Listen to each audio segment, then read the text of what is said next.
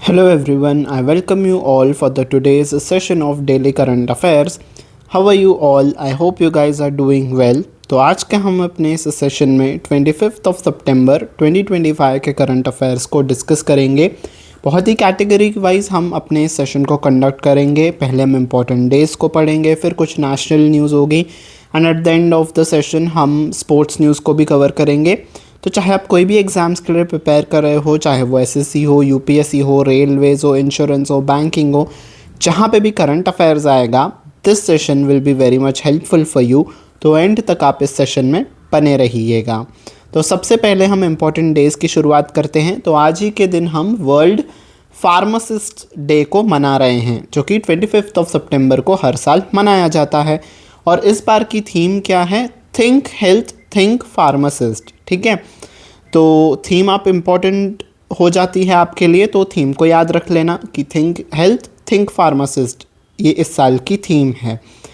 Today, 25th of September 2025 marks the World Pharmacist Day, a global observance that highlights the vital role of pharmacists play in the healthcare। तो pharmacist का जो role है, जो वो health care में provide करते हैं, उनके रोल के इम्पोर्टेंस को दर्शाने के लिए जो है इस दिन को मनाया जाता है। ठीक है, फार्मासिस्ट आपको पता है ना कौन होते हैं। जब हमें डॉक्टर मेडिकल प्रिस्क्रिप्शन देते हैं, तो जो वो पढ़ के जो हमें दवाइयाँ देते हैं, हम उन्हें वो फार्मासिस्ट कहते हैं। ठीक है, और ये जो इस बार की थीम है, ये एम्फेसाइज करती है pharmacist committed to service, knowledge and ensuring the well being of communities. तो उनकी जो सेवा होती है, उनकी जो नॉलेज होती है, वो कम्युनिटी के वेलबींग के लिए कितनी इम्पॉर्टेंट है, वो दर्शाने के लिए जो है इस दिन को मनाया जाता है। अगले इम्पॉर्टेंट डे की तरफ चलते हैं। आज ही के दिन मनाया जा रहा है वर्ल्ड मैरीटाइम डे। ये जो है, इसकी डेट फिक्स नहीं होती है। ये दिन थर्सडे, यानी कि सितंबर का जो लास्ट थर्सडे आता है, उस दिन इस पर्टिकुलर डे को जो है हम सेलिब्रेट करते हैं। तो डे स्पेसिफिक इसका नहीं होता है। ठीक है, इसकी डेट ऐसे फिक्स नहीं होती है, बट हर थर्सडे जो कि सितंबर का लास्ट थर्सडे आएगा, उस दिन ये हम मनाते हैं। ठीक है, इस बार की थीम क्या है? तो जो डेज फिक्स्ड नहीं होते हैं, पर उनका जो थीम है वो पूछे जाने वाले चांसेस ज़्यादा होते हैं। ठीक है, आपसे डेट क्योंकि तो फिक्स नहीं होती है, तो डेट तो वो पूछ नहीं सकते हैं। तो आपसे उसके बारे में क्या पूछेंगे? उस पर्टिकुलर डे की थीम के बारे में या फिर इम्पोर्टेंस के बारे में पूछेंगे। तो इस बार की थीम क्या है? Our ocean, our obligation, our opportunity. ठीक है, तो मैंने पोस्टर्स इसीलिए ही इंक्लूड किए हैं बिकॉज जो हमारी पिक्चोरिकल मेमोरी होती है ना, वो बहुत स्ट्रॉन्ग होती है। जब आप इमेजेस के फॉर्म में कोई चीज़ देखते हो, तो वो आपके दिमाग में लंबे समय तक टिकी होती है। तो इसीलिए मैंने ज़्यादातर न्यूज़ को जो है वो पोस्टर्स में भी कवर किया है। तो ये थीम है, आप याद रख लीजिएगा। ठीक है, तो जैसे कि हमने पढ़ा कि our ocean, our obligation, our opportunity इस साल की थीम है। The theme highlights the ocean's vital role in the world economy. तो पूरे वर्ल्ड इकोनॉमी में जो भी हमारी इकोनॉमी चल रही है, उसमें मैरीटाइम यानी कि जो सी के थ्रू हमारी जो ट्रेड होती है, वो कितनी इंपॉर्टेंट है। और ये कहा गया है कि 80% of the global trade transported by the sea. तो जो भी गुड्स ट्रांसपोर्ट होते हैं एक जगह से दूसरे जगह, 80% ऑफ द गुड्स जो हैं वो सी यानी कि समुद्र के मार्ग से ही होते हैं। The day emphasizes the shared responsibility of nations and oceans users to harness the ocean's potential sustainably. तो ये जो दिन है, ये हमें दिखाता है कि ये हमारी रिस्पॉन्सिबिलिटी है सभी नेशंस की, कि हम ओशियन का जो है वो सही तरीके से यूज़ करें, सस्टेनेबल तरीके से, ताकि हम लंबे समय तक ओशियन के जो हमारे पास रिसोर्सेज हैं वो हम यूज़ कर पाएँ। ठीक है, तो ये जो है इम्पोर्टेंस है वर्ल्ड मैरीटाइम डे मनाने का। नेक्स्ट, आज ही के दिन इम्पोर्टेंट पर्सनालिटीज़ को हम ध्यान में रखते हुए मना रहे हैं पंडित दीनदयाल उपाध्याय जी की बर्थ एनिवर्सरी। ठीक है, तो इनकी बर्थ एनिवर्सरी कब बनाते हैं हम? 25 सितंबर के दिन। इनका जन्म जो है वो 25 सितंबर 1916 में हुआ था। 11 फरवरी 1968 में इनका देहांत हो गया। दीनदयाल उपाध्याय जी के बारे में कुछ स्टैटिक जीके को हम पढ़ लेते हैं। आज के दिन जो है प्राइम मिनिस्टर नरेंद्र मोदी जी ने उन्हें ट्रिब्यूट पेश किया है, तो ये एक इम्पॉर्टेंट न्यूज़ बन जाती है। इनका जन्म जो है सितंबर 25, 1916 में नगाला चंद्रबान मथुरा उत्तर प्रदेश में इनका बर्थ हुआ है। ठीक है, इनकी आइडियोलॉजी क्या थी? Integral humanism, holistic human development, तो सभी पूरे मानव जाति की डेवलपमेंट हो, ये इनका जो है एक आइडियोलॉजी थी। ठीक है, राष्ट्रीय स्वयंसेवक संघ आरएसएस और भारतीय जनसंघ के भी ये मेंबर थे, इनसे जुड़े हुए थे। कॉन्ट्रीब्यूशंस इनकी क्या हैं? अंत्योदय जो है अपलिफ्टमेंट ऑफ मार्जिनलाइज्ड, स्वदेशी मूवमेंट इन्होंने चलाया था, अंत्योदय मूवमेंट इन्होंने चलाया था। ठीक है, और इनके जो पब्लिकेशंस हैं जो इन्होंने प्रकाशित किए हैं उनमें से कुछ प्रमुख हैं राष्ट्रीय धर्म, पंचजन्य और स्वदेश, ये इनके कुछ इंपॉर्टेंट पब्लिकेशंस हैं। और इनकी डेथ जो हुई है वो February 11, 1968 मुगल सराय के पास उत्तर प्रदेश में ही इनकी डेथ हो गई। ठीक है, और इनकी लेगेसी के बारे में बात करें तो इनका एक मेमोरियल सेंटर भी है वाराणसी में, इनके नाम से कई सारे इंस्टीट्यूशंस हैं, इनके नाम से स्कीम्स भी है। आपने दीनदयाल उपाध्याय अंत्योदय स्कीम के बारे में सुना होगा, है ना? तो कई सारी स्कीम्स भी जो हैं इनके नाम पे रखी गई हैं। अगली न्यूज़ की तरफ हम चलते हैं। तो 11 वर्ष हो चुके हैं मेक इन इंडिया कॉन्सेप्ट के, मेक इन इंडिया स्कीम के, तो बस उसी के बारे में हम पढ़ते हैं। इसके बारे में ये जो है आपका स्टैटिक पार्ट है। ठीक है, तो आजकल जो है आपका स्टैटिक जीके में से बहुत सारी चीज़ें पूछी जाती हैं। ठीक है, स्कीम्स के बारे में स्पेशली अगर हम बात करें तो आपसे स्टैटिक पार्ट पूछा जाता है। ठीक है, आपसे नहीं पूछा जाता है कि स्कीम के बारे में बताओ, उसके रिगार्डिंग जो स्टैटिक पार्ट होता है वो आपसे पूछा जाता है। तो इस स्कीम के स्टैटिक पार्ट के बारे में भी हम जान लेते हैं।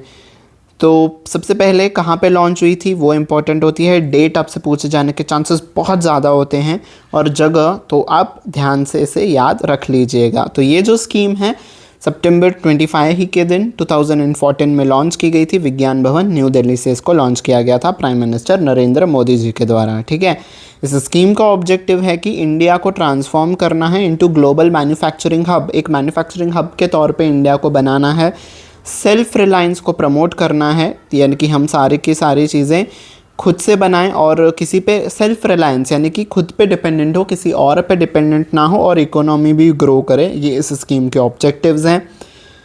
कुछ सेक्टर्स जिन पे फोकस किया जा रहा है वो है ऑटोमोबाइल्स है, बायोटेक्नोलॉजी है, एविएशन यानी कि जो विमान वगैरह बनाते हैं, केमिकल्स बनाने में, डिफेंस एक्सपोर्ट्स में, इन कुछ सेक्टर्स पे जो है वो मेक इन इंडिया ज़ोर शोर से इस स्कीम को, इस कॉन्सेप्ट को लगाया जा रहा है। ठीक है, इस स्कीम के कुछ की अचीवमेंट्स क्या हैं? India become the world's second largest mobile phone producer बन गया है, बिकॉज हम मेक इन इंडिया के तहत कई सारे फ़ोन्स अब इंडिया में ही मैन्युफैक्चर कर रहे हैं, है ना?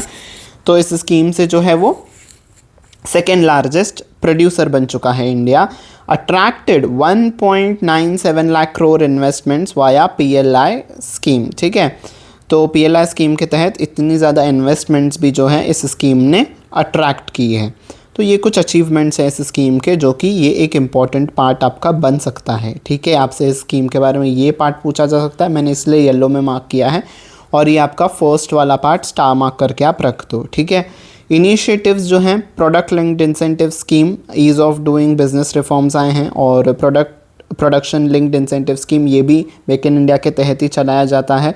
कुछ चैलेंजेस भी फेस करने पड़े इस स्कीम को। मैन्युफैक्चरिंग GDP शेयर जो है वो हमारा 17% के आसपास रहा 2023-2024 में, और एम्प्लॉयमेंट जो है वो मैन्युफैक्चरिंग में डिक्लाइन देखा गया। तो कुछ चैलेंजेस भी थे इस स्कीम के। ठीक है, नेक्स्ट न्यूज़ की तरफ चलते हैं। गवर्नमेंट ने एक्सटेंड कर दिया है, जो हमारे चीफ ऑफ डिफेंस स्टाफ हैं जनरल अनिल चौहान जी, उनका टेन्योर इन्होंने इंक्रीज़ कर दिया है। ठीक है, तो गवर्नमेंट ऑफ इंडिया ने एक्सटेंड कर दिया है service of general Anil Chauhan as chief of defence staff के पोजीशन पे अब ये बने रहेंगे। ठीक है, secretary department of military affairs up to 30 मई 2026 तक इनका सर्विस रहेगा, या फिर अब अगला जो आदेश आएगा तब तक। ठीक है, तो बस ये आपको याद रखना है कि इनका एक्सटेंशन बढ़ा दिया गया है, chief of defence staff general Anil Chauhan. ठीक है, अब आप देखेंगे ये एक ट्रेन है, और इस ट्रेन से जो है अग्नि मिसाइल जो है वो लॉन्च की गई है। अब हम इसके बारे में पढ़ते हैं।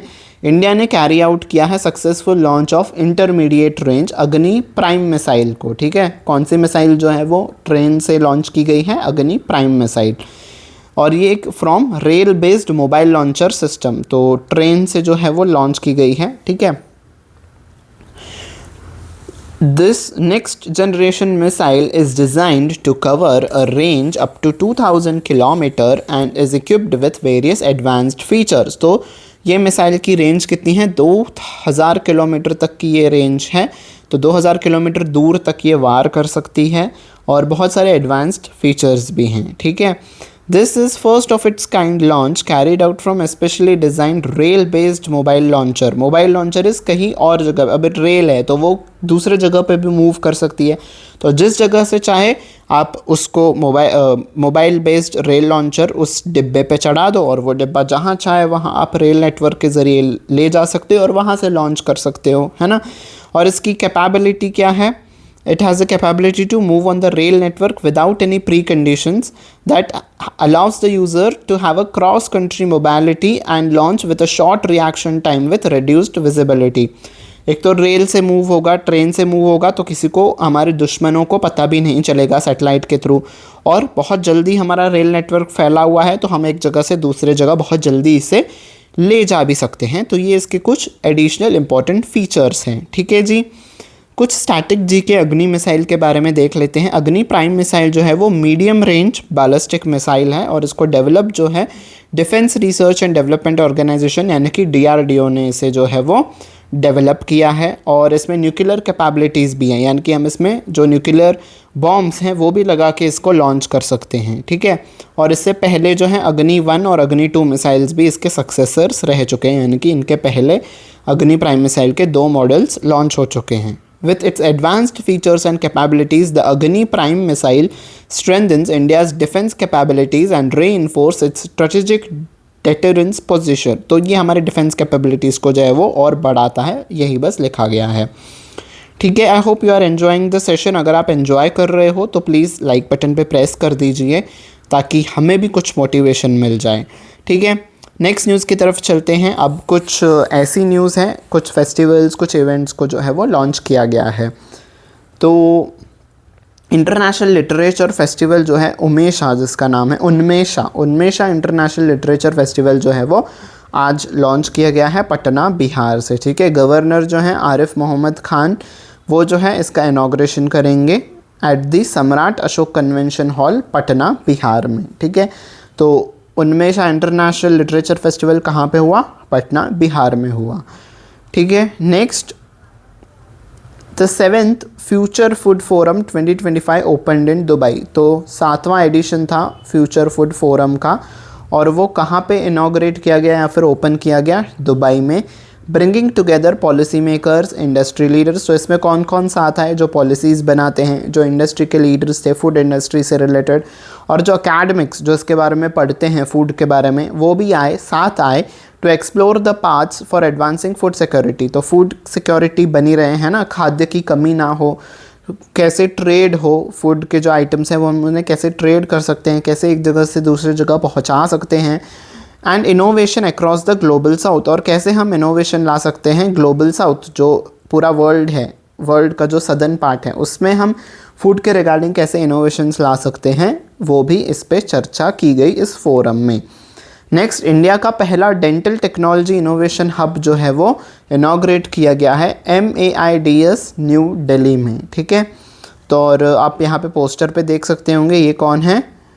डॉक्टर जितेंद्र सिंह जी, जो कि हमारे union minister of science and technology हैं, ठीक है। ये आपका एक स्टैटिक जीके का पार्ट बन गया, ठीक है। तो आपसे पूछा जा सकता है क्वेश्चन में, union minister for science and technology कौन है? हमारे जितेंद्र सिंह जी, ठीक है। तो इन्होंने जो है लॉन्च किया गया है या फिर इन्होंने इनॉग्रेट किया है इंडिया का पहला डेंटल टेक्नोलॉजी इनोवेशन हब। कहाँ पे? Maulana Azad institute of dental sciences. MAIDS का ये फुल फॉर्म है, Maulana Azad institute of dental sciences, जो कि न्यू दिल्ली में स्थित है। तो यहाँ पे जो है MAIDS पे इस पहले इनोवेशन हब को जो है वो इनॉग्रेट किया गया है। Boosting indigenous dental innovations. तो जो डेंटल इनोवेशंस हैं, यानी कि डेंटल इंडस्ट्री में जो इनोवेशंस लाए गए हैं, showcasing cutting edge solutions like AI। तो डेंटल को कैसे AI में यूज़ किया जा रहा है, 3D प्रिंटिंग, टेली डेंटिस्ट्री में कैसे एआई हम टेक्नोलॉजी को यूज़ कर सकते हैं, वो जो है इस हब के द्वारा दर्शाया गया है। ठीक है, ये सब इस हब के द्वारा अब ये पॉसिबल होगा। ठीक है, नेक्स्ट वर्ल्ड फूड इंडिया 2025 जो है, ये भी इवेंट जो है वो आज से स्टार्ट हो गया है या फिर हो जाएगा भारत मंडपम न्यू दिल्ली में, और इसको जो है inaugurate prime minister Narendra Modi ji ही करेंगे। ठीक है, तो world food India 2025 new Delhi में भारत मंडपम में हो गया। ठीक है, नेक्स्ट न्यूज़, कैबिनेट ने अप्रूव किया है construction of 4 lane Sahibganj Areraja Bettiah section को। ठीक है, तो बिहार में जो है इस रोड को जो है, इस लेन को जो है वो कंस्ट्रक्शन के लिए अप्रूवल दे दिया गया है। इस लेन का जो टोटल लेंथ हुआ वो 78 किलोमीटर से भी ज़्यादा होगा और इसकी कॉस्ट 38,000 करोड़ से भी ज़्यादा होगी। ठीक है, पोस्टर पढ़ लिया, ज़्यादातर न्यूज़ कवर हो गई आपकी। ठीक है, बस वही जो है आपका कुछ इन्फॉर्मेशन एक्स्ट्रा लिखी होती है, बाकी अगर आप सिर्फ पोस्टर्स से भी पढ़ लेते हो ना तो भी आपका काम बन जाता है। ठीक है, तो ये 4 लेन का प्रोजेक्ट है साहिबगंज अरेरज बेतिया में, नेशनल हाईवे 139W पे ये बनाया जाएगा। ठीक है, और इसकी लेंथ जो है वो 78 किलोमीटर से भी ज़्यादा हमने देखा था, और 3800 करोड़ प्लस का ये अमाउंट भी है जो इस पर लगाया गया है। ठीक है, अब ये बनाया जाएगा, इसका अप्रूवल मिल गया है। ठीक है, नेक्स्ट, कैबिनेट ने अप्रूव किया है प्रोडक्टिविटी लिंक्ड बोनस को to eligible non gazetted railway employees. तो जो नॉन गजेटेड रेलवे एम्प्लॉयज़ हैं उनको बोनस का जो है वो प्रोडक्टिविटी लिंक्ड बोनस के लिए अप्रूवल दे दिया है। कितना अमाउंट दिया जाएगा इस स्कीम के तहत? 1,865 करोड़ से भी अधिक का जो धनराशि है वो दी जाएगी।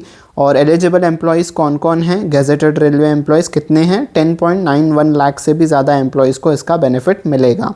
ठीक है, बस वही है पोस्टर में हमने जो पढ़ा, नथिंग मोर इम्पॉर्टेंट। कैबिनेट ने और कुछ अप्रूव किया है, CSIR और DSIR scheme, capacity building and human resource development, इस स्कीम को भी जो है वो अप्रूवल दे दिया गया है। और इस स्कीम का टोटल आउटले होगा 2,277 करोड़ से भी अधिक का राशि दी जाएगी। 15th फाइनेंस कमीशन साइकिल जो है वो 2021-2022 से लेकर 2025-2026 इस पीरियड के लिए जो है वो ये स्कीम चलाई जाएगी। और स्टेम यानी कि साइंस, टेक्नोलॉजी, इंजीनियरिंग, मैथमेटिक्स, इस क्षेत्र में जो है वो उन्नति की जाए, इनोवेशंस लाए जाए, उस लिहाज से जो है वो इस स्कीम को लाया गया है। ठीक है, बस जैसे हमने पढ़ा कि scientific department of scientific industrial research, council of scientific and industrial research, तो जो है इन सब चीज़ों में इनोवेशंस लाने के लिए जो है इस स्कीम को लॉन्च किया गया है और इसका आउटले इतना होगा और ये टाइम पीरियड के लिए एप्लीकेबल होगी। पोस्टर से आप बहुत अच्छे से पढ़ सकते हो, that's why I have included. तो यहाँ पे आपने देखा कि 71st नेशनल फिल्म अवार्ड्स जो हैं वो दिए गए। प्रेसिडेंट द्रौपदी मुर्मू जी एक बच्ची को ये अवार्ड प्रदान कर रही हैं, इसी के बारे में हमें पढ़ना है। 4-year-old मराठी चाइल्ड आर्टिस्ट हैं जिसका नाम है त्रिशा थोसार। ठीक है, इन्होंने बेस्ट चाइल्ड आर्टिस्ट अवार्ड जीता है for her captivating role as Chimmi. तो चिम्मी जिसका नाम रेवती था फिल्म में नाल 2, इस फिल्म में इन्होंने चिम्मी का रोल निभाया है। इसके लिए इन्हें बेस्ट चाइल्ड आर्टिस्ट अवार्ड जो है वो दिया गया है। नेक्स्ट न्यूज़, आप यहाँ पे हमारे डिफेंस मिनिस्टर राजनाथ सिंह देख सकते हैं। ये जो हैं along his Moroccan counter part, तो हमारे डिफेंस मिनिस्टर राजनाथ सिंह जी जो हैं वो मोरक्को की यात्रा पे गए हुए हैं। तो इन्होंने इंडिया का पहला first overseas defence manufacturing facility, तो इंडिया जो है अब दूसरे देशों में अपनी डिफेंस फैसिलिटी यानी कि जो डिफेंस वर्कशॉप्स होते हैं, डिफेंस इंडस्ट्रीज़ होती हैं, वो लगाना भी अब स्टार्ट कर दिया है। कहाँ पे? बेरिचिड, मोरक्को में। तो इंडिया का सबसे पहला विदेशी जो हम इंडिया के बाहर वाला जो मैन्युफैक्चरिंग फैसिलिटी होगा जहाँ पे हम अपने आर्म्स एंड एम्यूनिशंस को बनाएंगे, वो होगा बेरिचिड, मोरक्को में। ठीक है, और 20,000 स्क्वायर मीटर का ये प्लांट है और इसको बिल्ड किया है Tata advanced systems limited, TASL, produces indigenously developed wheeled armored platform vertical combat vehicles। तो इसमें जो व्हीकल्स होंगे हमें जो मिसाइल्स लॉन्च करने के लिए यूज़ होते हैं वो बनाए जाएंगे।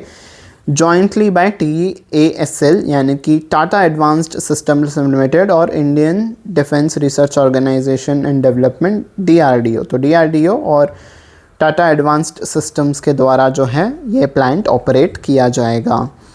नेक्स्ट, बेंगलुरु बन गया है इंडिया का पहला AI पावर्ड बिल बोर्ड वाला सिटी। ठीक है, तो ऐसी सिटी जहाँ पे AI के मदद से बिल बोर्ड्स दिखाए जाते हैं और